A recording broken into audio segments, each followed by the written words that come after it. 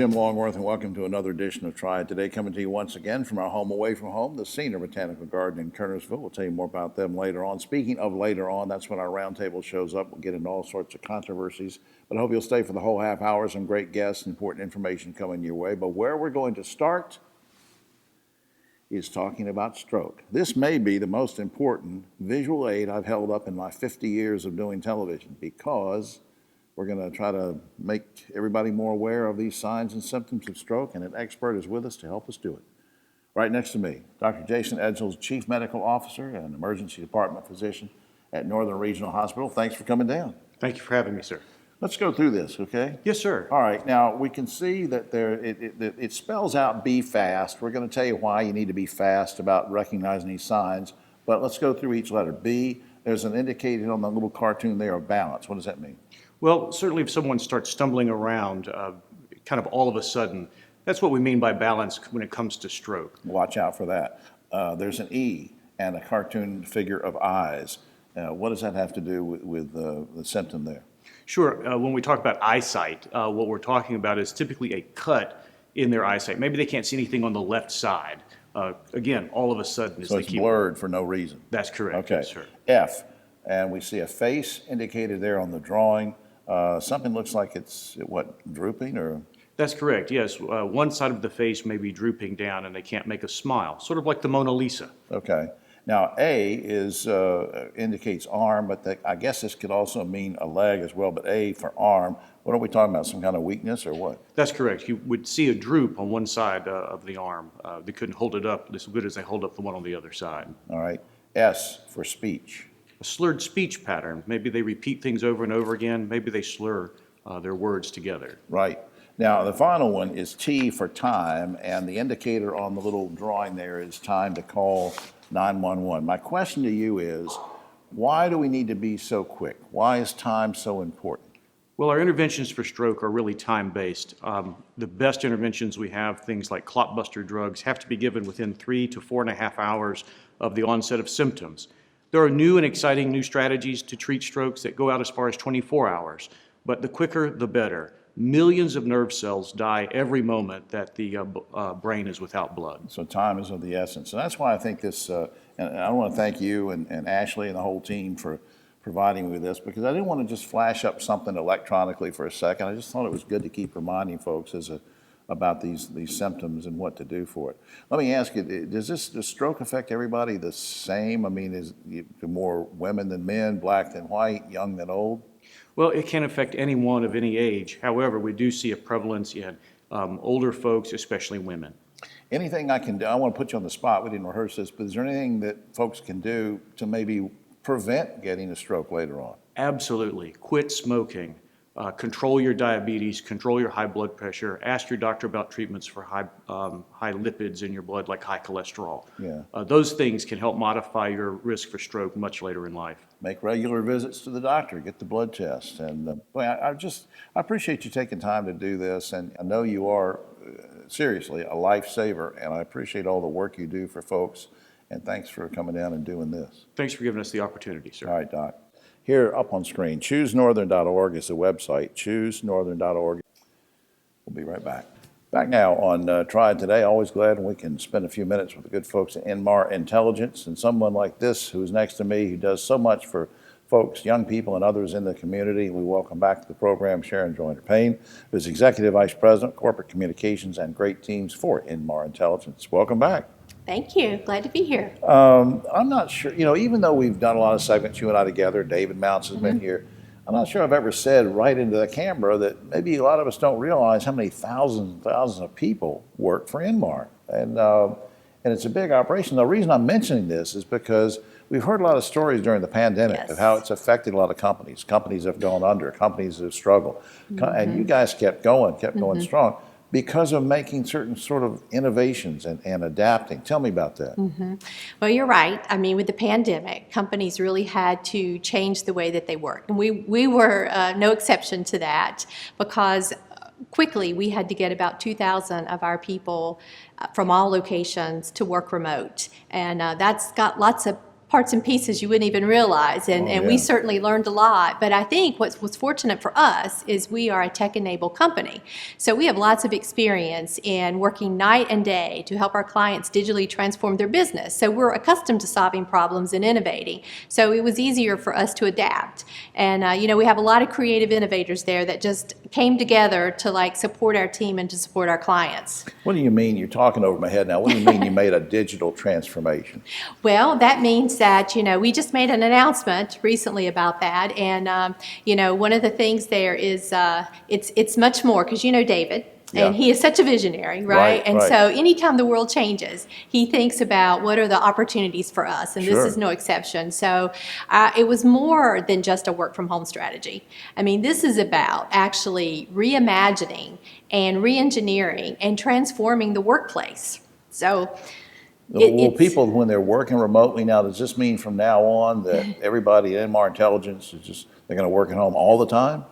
Well, it depends. It's one of those things where there are certain jobs that really require you to be on site. Like we have our supply chain warehouses, and we also have our hospital field teams. And so it's important for them to be, they're the front line. So they have to be there to support our clients. So it's really more for our corporate management and associates there. And there's still job openings coming up in the future too, right? Yes, there is. We have hundreds of jobs that are available that we would love for people to come and join our great team. I think that's amazing. Now let me get to this, because when you've come on before, especially in your capacity, a lot of times they're talking about how you've helped to, and not to embarrass you, but you've mentored young women and helping with STEM education and encouraging young girls to go into maybe a technology or engineering career later on. You guys give out, scholarships, all sorts of things that are going on.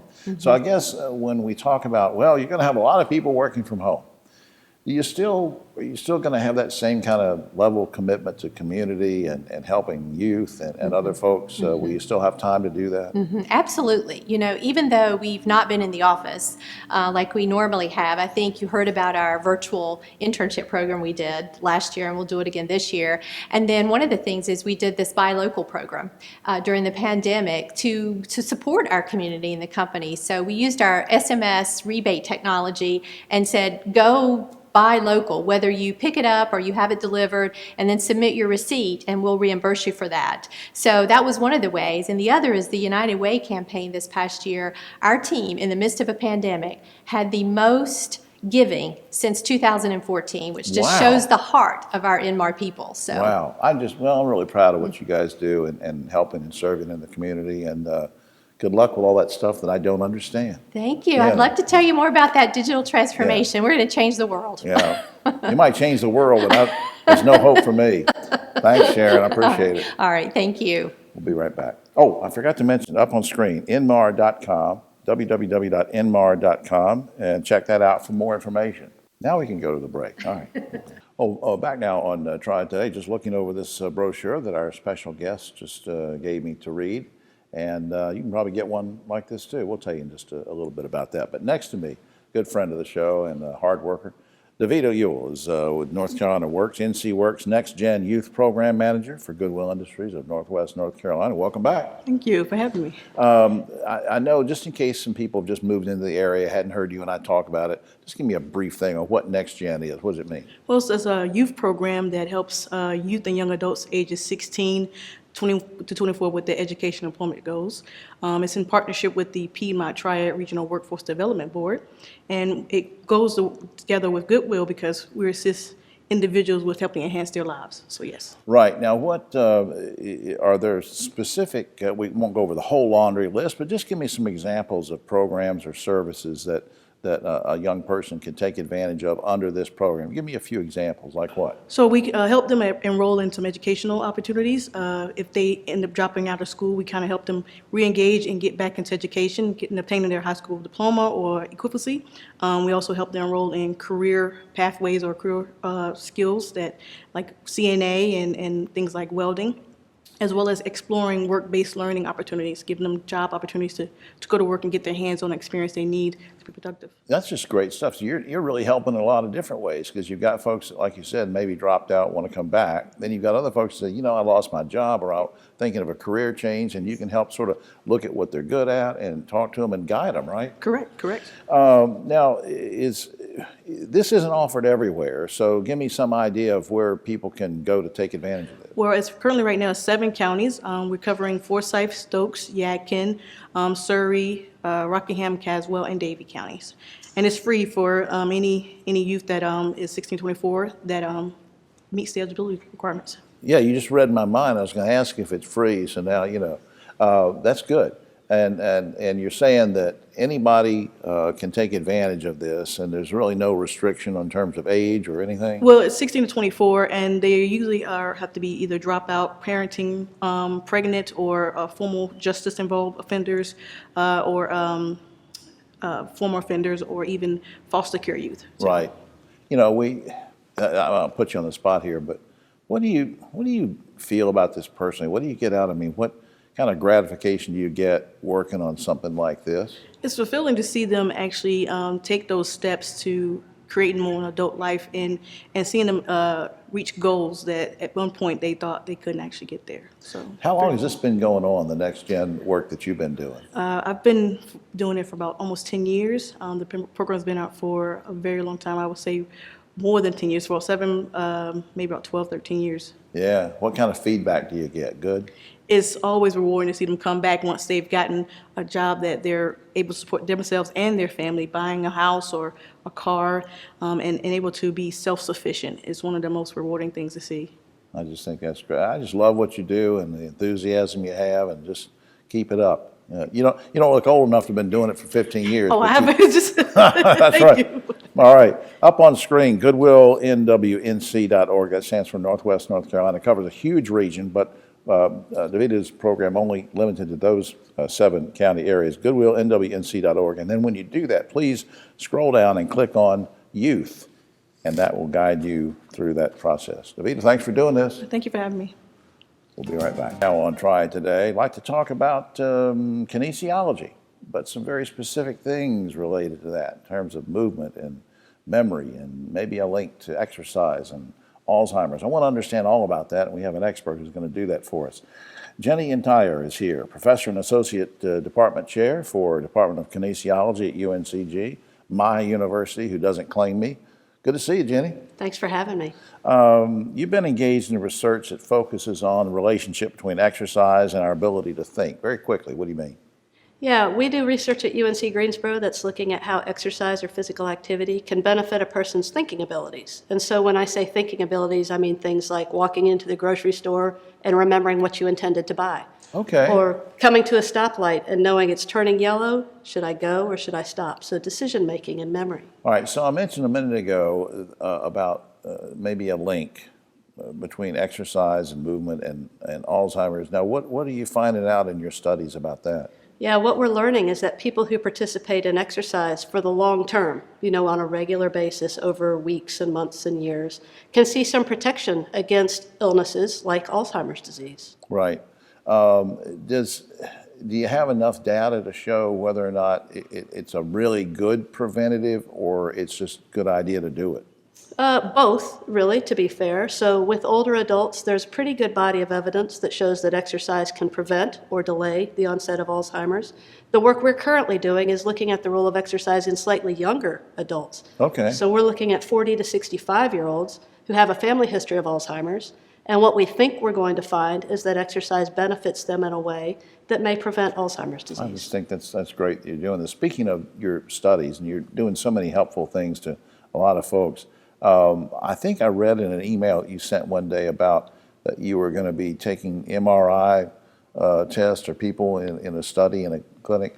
What is that going to tell you? What's that for? Yeah, well, it's really neat. I think we're doing behavioral tests where we ask people to do a memory test or do a speeded test or something like that in the lab, and that'll tell us behaviorally can we see anything.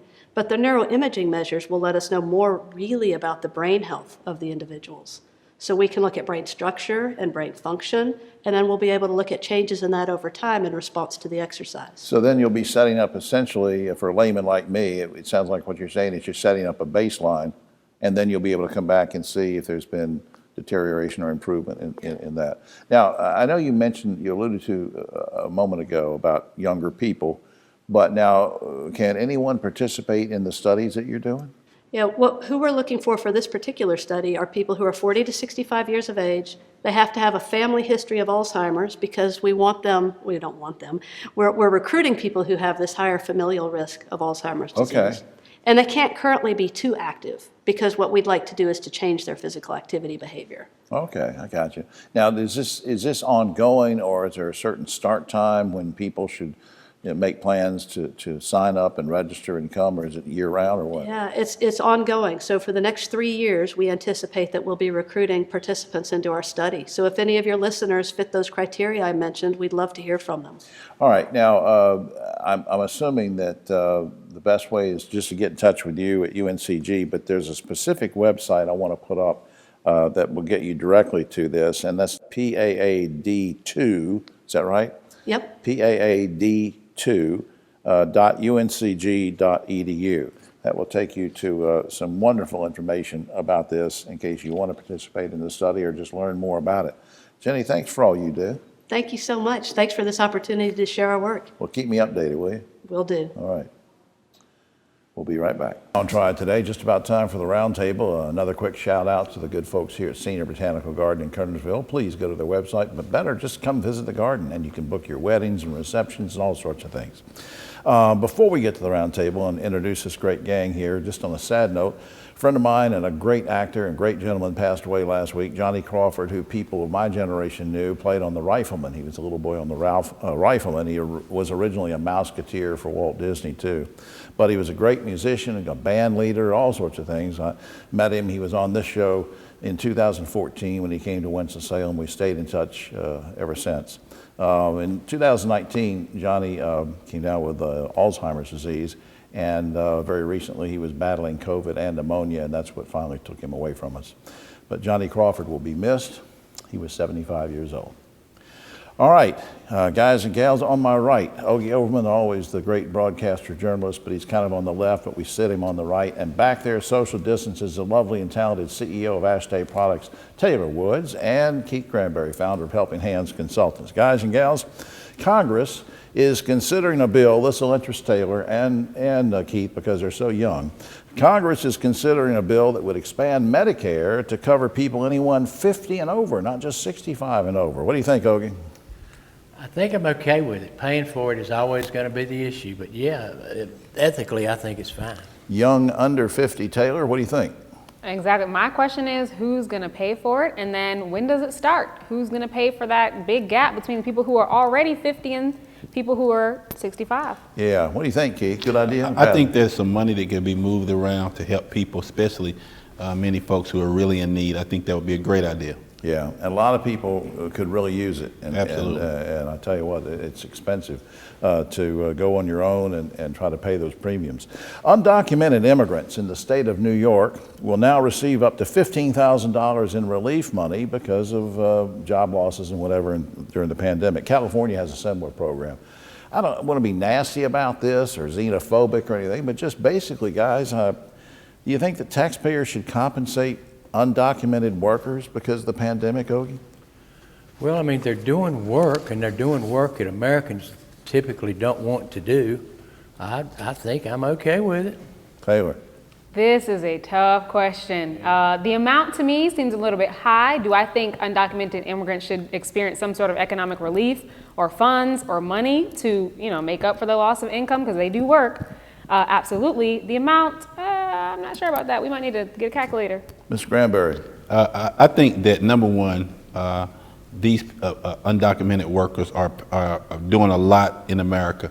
A lot of construction work, housekeeping, a lot of things that we aren't doing. And they're not getting paid the adequate amount. Many of them are getting paid below the minimum wage, so I think this is okay.